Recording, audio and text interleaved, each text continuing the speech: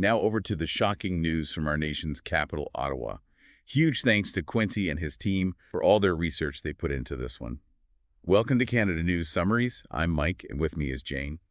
Jane, this news about Justin Trudeau really came out of left field, didn't it? It certainly did, Mike. After 9 years as Prime Minister Trudeau's decision to step down, both as leader of the Liberal Party and as Prime Minister, has really thrown Canadian politics into a tailspin. You know, the sources we have dive into some internal battles within the Liberal Party that might have contributed to Trudeau's decision. What can you tell us about that? Well, what's interesting is that Trudeau himself acknowledged these struggles when he announced his resignation. He said, and this is a direct quote, "If I'm having to fight internal battles, I cannot be the best option in that election." It seems those internal challenges were becoming too much to handle. So he's basically saying a divided party can't win. But it's a pretty bold move to admit weakness like that, don't you think? Yeah. What do you make of that strategy? It's definitely a calculated risk. On one hand, he's acknowledging problems within the party. But by framing his departure as essential for party unity, he's also trying to control the narrative. It lets the Liberals shift focus to a fresh face for the upcoming election and hopefully minimize damage to the party. That makes sense. The sources mention that Trudeau will remain in office until they choose a new leader. But what happens with Parliament in the meantime? Does everything just grind to a halt? Not completely. Parliament is going to be prorogued until March 24th. Essentially, this means it's temporarily suspended, giving the Liberals some time to regroup and figure out their leadership situation. For our listeners who might not be familiar with Canadian politics, prorogation is a pretty common procedural tool that allows the government to hit pause on parliamentary business. Okay, so the Liberals have a little breathing room. But we know the federal election is looming.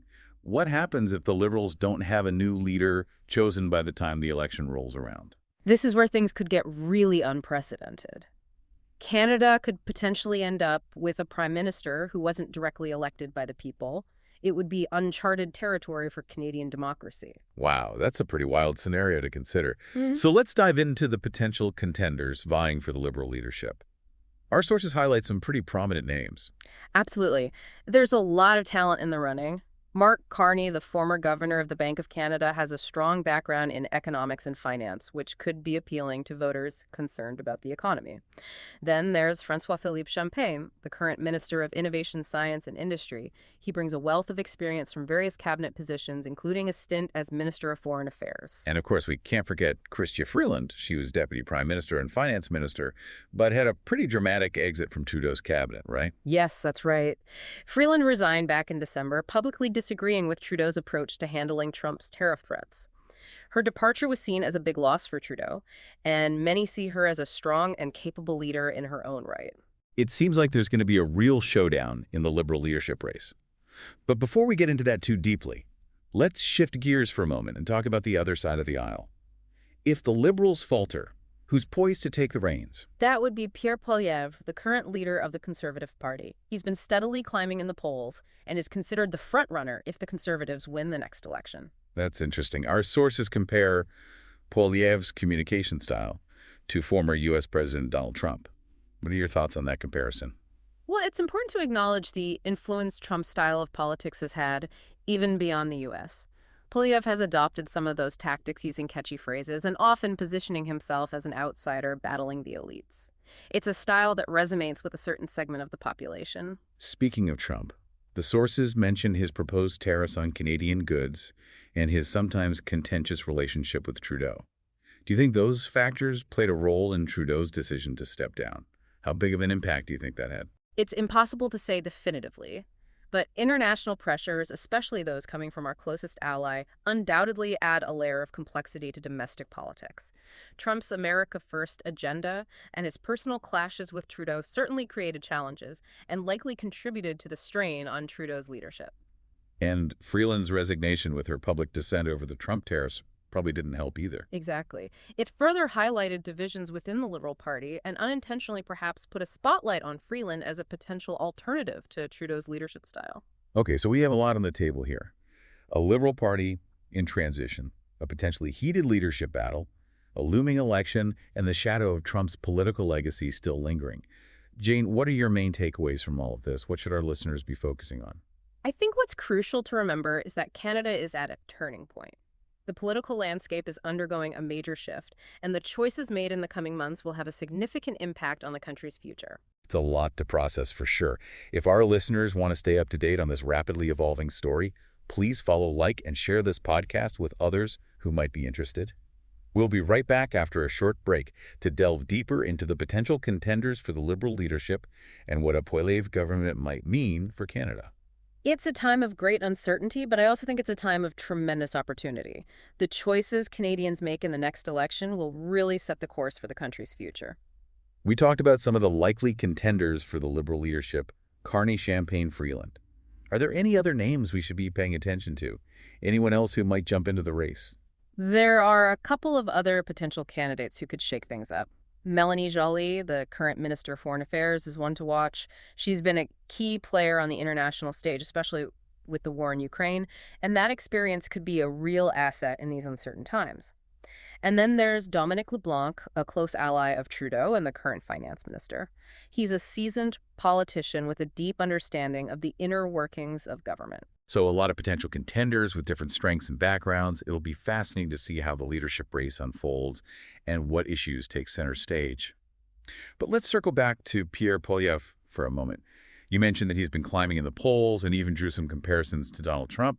Do you think Canada is ready for a Poilievre premiership? That's the million-dollar question, isn't it? What's clear is that Poilievre's message is resonating with a significant portion of the electorate. He's tapped into a vein of discontent, particularly around economic issues like inflation and the rising cost of living. The sources we have point to his Canada First slogan, which is obviously reminiscent of Trump's America First rhetoric. But going beyond the slogans, what are some of the parallels you see between the two in terms of their policies or their overall approach to governing?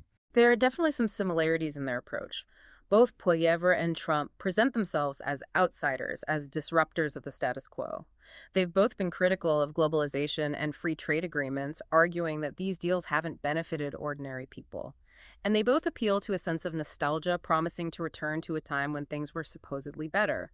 And of course, they've both been incredibly effective at using social media to bypass traditional media outlets and connect directly with voters. That's a huge factor. Social media has become a powerful tool for political mobilization, and both Poilievre and Trump have mastered the art of using it to spread their message and energize their base. So let's say Poilievre does become Prime Minister. What kind of impact could that have on Canada, both domestically and on the international stage? What about our relationship with the U.S., which has obviously seen its share of ups and downs in recent years? Well, it's hard to predict the future with certainty, but based on his rhetoric and stated positions, it's likely that a Poilievre government would take a more nationalist approach to trade and foreign policy. He's been critical of Trudeau's handling of the U.S.-Canada relationship, so we could see some potential for increased friction, particularly on issues like trade and energy. So some potential challenges on the horizon, regardless of who wins the next election. It seems like Canada is on the cusp of a pretty significant shift in its political landscape. Jane, what are your thoughts on that? What should Canadians be thinking about as we navigate this period of uncertainty and transition? I think it's important for Canadians to engage in thoughtful and informed dialogue about the future they want for their country. This election isn't just about choosing a leader, it's about choosing a direction for Canada. It's about deciding what kind of society we want to live in, what values we want to prioritize, and what role we want Canada to play on the world stage. That's a great point. We need to look beyond the sound bites and the political theater and really grapple with the big questions facing our country. What are our priorities? What are the challenges we need to address? What kind of legacy do we want to leave for future generations? Exactly. It's about thinking long-term, about making choices that will benefit not just ourselves, but also our children and grandchildren. This is a pivotal moment for Canada, and it's up to all of us to participate in shaping the future. It's a lot to think about, and hopefully this conversation has given our listeners some food for thought. We've covered a lot of ground here, from Trudeau's shocking resignation to the potential contenders for the Liberal leadership and the rise of Pierre Poilievre. What stands out to you the most, Jane, as we wrap up this part of our discussion? What do you find most compelling about this whole Resignation? What I find most fascinating is how this moment really underscores the importance of active citizenship. It's a reminder that democracy is not a spectator sport. We can't just sit back and let things happen. We all have a role to play in shaping the future of our country. You're absolutely right. It's easy to feel overwhelmed or disconnected from politics. But ultimately, the choices our leaders make impact all of us. We need to stay informed, engage in thoughtful discussions, and make our voices heard, whether it's through voting, contacting our elected officials, or simply talking to our friends and family about the issues that matter to us. It's about taking ownership of our democracy. It's about recognizing that we're not just passengers on this ride, we're all co-pilots in a sense, and the destination depends on the choices we make collectively. I love that analogy, co-pilots of our democracy. Really drives home the point that we're all in this together. Well, Jane, this has been such an insightful conversation. As always, I learned so much from our discussions. Any final thoughts you want to leave our listeners with as we wrap up this episode? If I could leave our listeners with one key takeaway, it would be this. Don't underestimate the power of your own voice and your own actions. Get involved, stay engaged, and help shape the future of Canada. I couldn't agree more. Every vote counts. Every voice matters. So to our listeners out there, what kind of leader do you think Canada needs in these uncertain times? What issues are most important to you as we head into this election? Let us know. Until next time, stay informed, stay engaged, and stay curious.